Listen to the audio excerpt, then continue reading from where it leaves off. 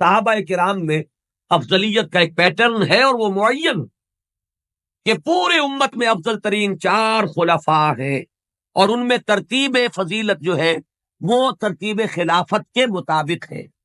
ابو بکر ہیں، عمر ہیں، عثمان ہیں، پھر علی۔ ان کے بعد وہ 6 ہیں عشرہ مبشرہ میں سے۔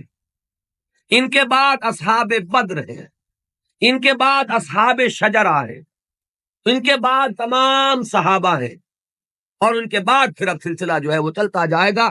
آگے بات میرٹ پر ہوگی، شخصی میرٹ پر، لیکن یہاں جو ہے معاملہ شخصی میرٹ کا نہیں ہے، یہاں تو معاملہ جو ہے معین ہے کہ یہ سیڑھیاں ہیں۔ تو یہ ہے ہمارا ایک موقف، لیکن میں پھر بھی عرض کروں گا کہ اس کو میں کوئی اہم عقیدے کی بات نہیں کہتا، یہ ایک ذوق کا معاملہ بھی ہو سکتا ہے۔ یہاں تک کہ امام الہند حضرت شاہ ولی اللہ دہلوی رحمۃ اللہ علیہ نے ایک بڑی عجیب بات لکھی۔ وہ یہ لکھتے ہیں کہ اگر میری طبیعت کو اس کے آزاد رجحان پر چھوڑ دیا جائے تو وہ فضیلت علی کی طرف زیادہ مائل ہے۔ کتنی سچی بات کہی ہے کہ میرے ذاتی رجحان کو، میری طبیعت کو، ایک ہے میرا ذوق، اگر اسے آزاد چھوڑ دیا جائے تو وہ کچھ فضیلت علی کی طرف زیادہ اس کا رجحان ہے، وہ زیادہ قائل ہے۔